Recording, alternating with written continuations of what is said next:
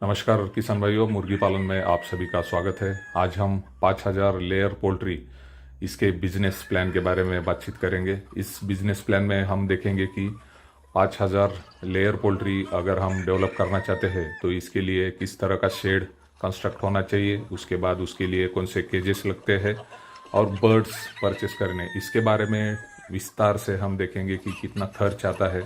और ये विषय हमने इसलिए लिया है कि बहुत सारे हमारे जो किसान हैं उन्होंने हमें रिक्वेस्ट की थी कि सर लेयर फार्मिंग आजकल बहुत अच्छा चल रहा है और हमने देखा है कि पिछले 2 सालों में कोरोना की वजह से बहुत सारे अंडे का सेल जो है यह प्रॉपरली चल रहा है और रेट भी अच्छा मिल रहा है।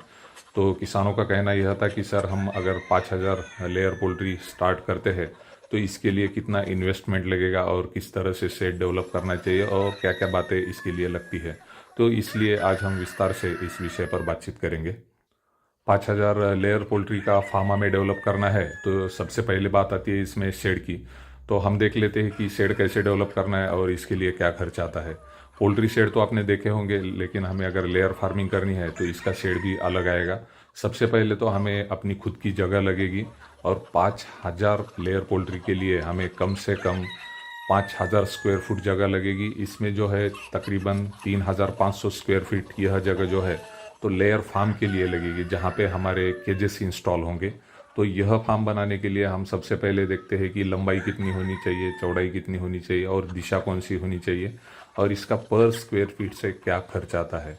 तो इसमें सबसे पहली बात आती है कि यह फार्म हमें कंस्ट्रक्ट करना है तो हमारी फार्म की दिशा जो है ईस्ट वेस्ट होनी चाहिए, यानी पूर्व से पश्चिम जो है यह लंबाई होनी चाहिए।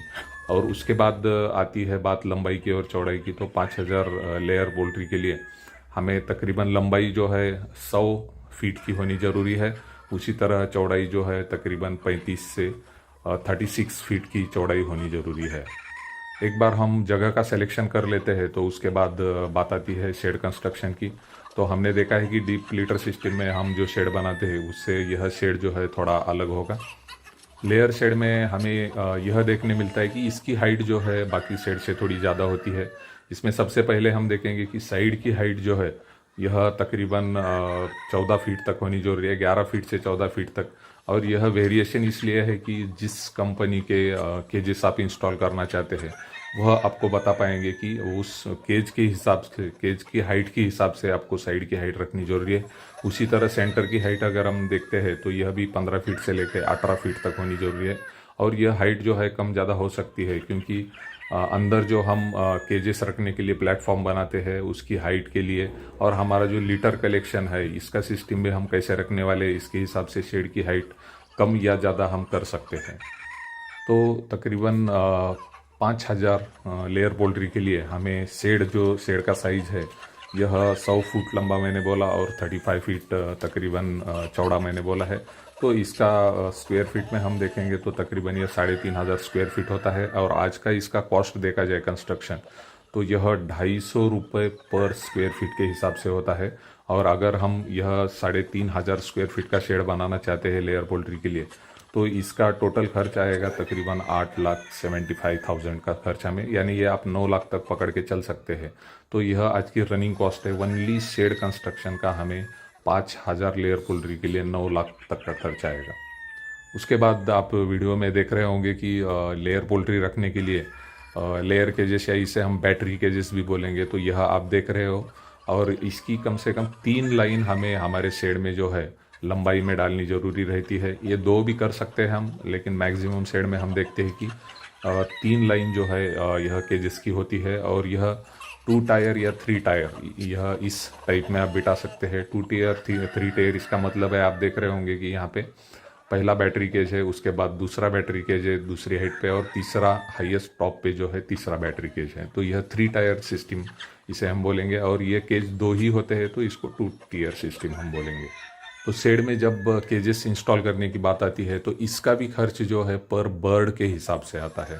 तो आज का टाइम का अगर हम पर बर्ड के हिसाब से खर्च देखते हैं, हमें अगर 5000 पोल्ट्री बर्ड्स जो है लेयर बर्ड हमें डालने हैं तो 5000 के हिसाब से हम देखेंगे कि एक बर्ड के लिए हमें लेयर केज में जो है खर्च आता है 110 रुपये में लेयर केज का खर्च आता है। और हम अगर 5000 लेयर पोल्ट्री डालने वाले हैं, तो इसके हिसाब से हमारा टोटल केजेस का जो खर्च है वह हो जाएगा 5,50,000। इसके मोटे पैमाने पे हम देखेंगे तो इसको भी तकरीबन 6 लाख का खर्च हमें ओनली केज इंस्टॉल करने के लिए आएगा। यानी केज का खर्च जो है आप पकड़ के चल सकते हैं, हमें 5,000 लेयर पोल्ट्री के लिए 6 लाख रुपए का खर्च आएगा। इसके बाद बात आती है, एक बार हमारा शेड बन जाता है, उसमें हम केजेस इंस्टॉल करते हैं, तो इसके बाद हम बर्ड परचेस करना ज़रूरी है। उसके पहले हम देखते हैं कि केज हम जब इंस्टॉल करते हैं तो इसमें 3 बातें होती है। एक तो लेयर बर्ड रखने के लिए केज आएगा, उसके बाद उसे जो फीड लगता है तो यह फीडिंग सिस्टम भी इस केज के साथ ही आता है। उसी तरह हमें पता है कि इन लेयर बर्ड को पानी लगेगा, तो इसमें ड्रिंकर सिस्टम है, यह भी केज में आता है। तो यह पूरा टोटल खर्च जो रहता है केज सिस्टम का, इसमें केज, फीडिंग एंड ड्रिंकिंग, ये तीनों खर्च इस केज सिस्टम में आते हैं, जो कि मैंने बताया पर बर्ड 110 रुपये यह आता है। और इसके बाद हमें जो होता है तो बर्ड परचेस करने होते हैं। तो बर्ड भी हम ऐसे परचेस करते हैं, लेयर बर्ड, जो कि हम परचेस करने के बाद तकरीबन जल्द से जल्द अंडे के ऊपर आए। और ऐसे तकरीबन 14 वीक के जो बर्ड है, इसकी प्राइस हम देखेंगे तो इसकी प्राइस भी पर बर्ड की प्राइस आज ट्रांसपोर्ट के साथ हम देखते हैं तो यह तकरीबन 130 रुपीज़ आपको जाएगी। और इस हिसाब से अगर हम टोटल कॉस्टिंग देखेंगे, हमें 5,000 लेयर बर्ड परचेस करने हैं, रेडी बर्ड परचेस करने हैं, तो इसके हिसाब से इसका खर्च जो आता है वह खर्च 6,50,000। यानी यह भी कॉस्टिंग अगर मोटे राउंड फिगर हम लेते हैं तो 7 लाख का खर्च तकरीबन हमें बर्ड परचेस करने में जाएगा।